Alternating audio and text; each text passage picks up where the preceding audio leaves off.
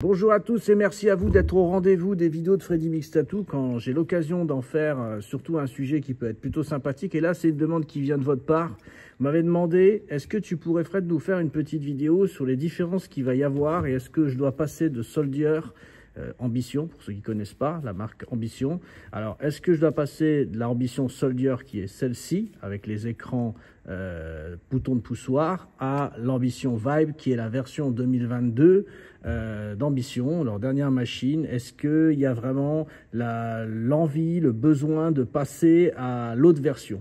Alors moi, je vais vous dire la vérité, si vous avez déjà une Soldier, c'est pas forcément la peine de passer sur la Vibe, même s'il y a quelques améliorations qui ne sont pas négligeables. Et je vais vous dire et je vais vous montrer lesquelles.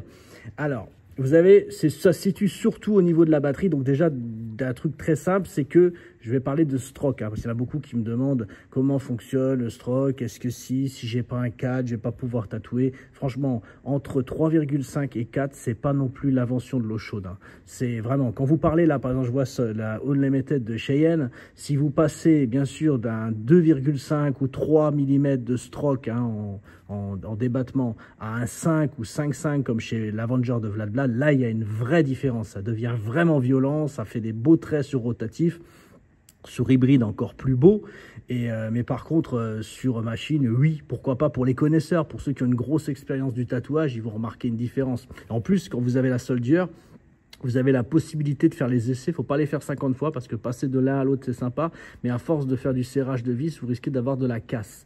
Donc, mais vous pouvez passer dans la boîte. Logiquement, il doit y avoir un roulement de 4. Mais elle est normalement livrée en 3,5. Et il y en a plein, ça leur convient. Ils ne changent pas et ils se font kiffer. Ils font des beaux tatouages comme je vous expose. Les stories que je peux vous envoyer, c'est les clients qui m'envoient leur tatou sorti avec la Soldier surtout. Là, l'Ambition, elle arrive en force, là, depuis début 2023. Donc, au niveau du unboxing de la boîte, quand vous déballez, c'est tout pareil que le Soldier, c'est-à-dire vous avez votre machine qui arrive à l'intérieur, elle est déjà branchée à la batterie et vous avez un adaptateur à l'intérieur, un petit adaptateur RCA où vous pourrez bosser avec une machine, ce qui va vachement raccourcir et c'est valable pour les deux, pour la Vibe comme sur l'Ambition. La seule différence des boîtes, si vous avez la chance d'avoir les deux machines, c'est qu'il y a une boîte d'Ambition qui est format grise pour la Soldier et format toute noire pour la Vibe. Voilà la seule différence qu'il y a entre les deux. Après, c'est toujours pareil. Vous avez l'adaptateur qui est là, qui est emballé à l'intérieur pour le brancher en RCA à l'arrière. Donc, ça vous raccourcit vachement votre machine si vous le démontez.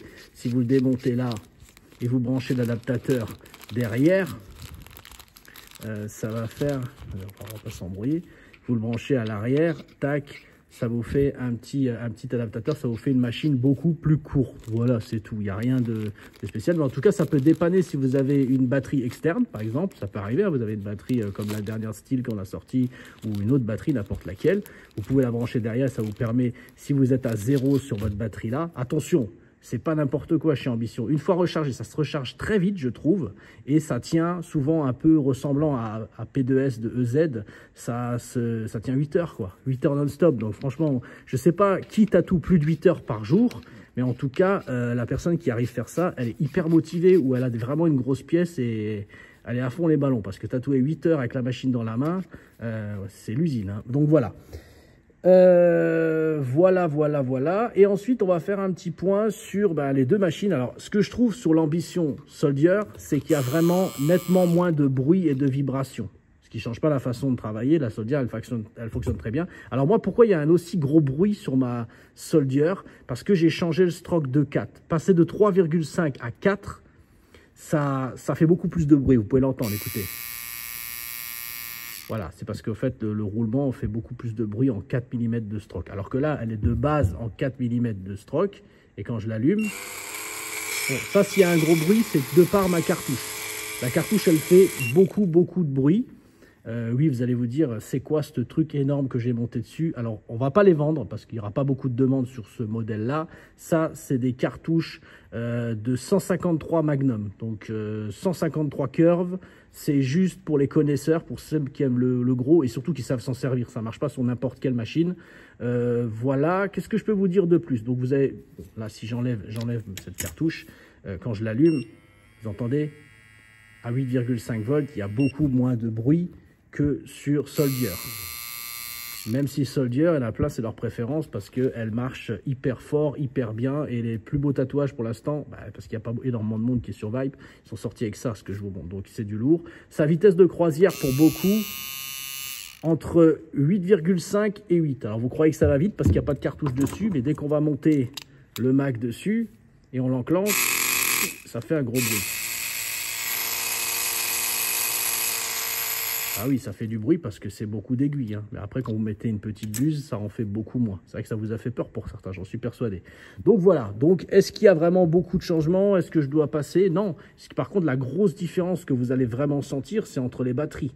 Là, vous avez la performance, donc c'est tactile. Écran tactile, vous montez, vous descendez tactile. Les voltages, ça reste quasiment les mêmes. Hein. On est sur du... Pour moi, ce que j'adore ces machines-là, entre 8 et 8,5 volts. Voilà. Beaucoup tatouent à 8,5. Alors, il y en a qui m'ont dit, ouais, c'est 8.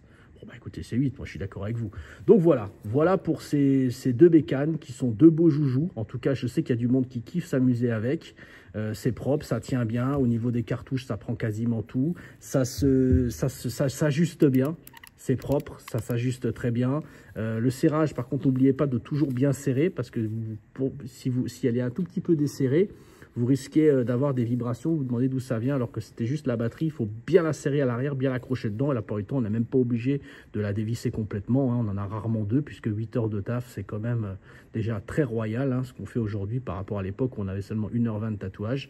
Donc voilà pour ces deux machines. Alors la réponse à la question, c'était est-ce que je dois changer, passer d'ambition Soldier à Vibe? Pas forcément. Voilà, j'espère que ma vidéo a été très rapide, j'espère qu'elle vous a fait plaisir. J'attends vos pouces, j'attends vos abonnements et j'attends vos commentaires comme d'habitude. Merci à vous, passez une bonne soirée sur les vidéos de Freddy Mix Tattoo. Bye.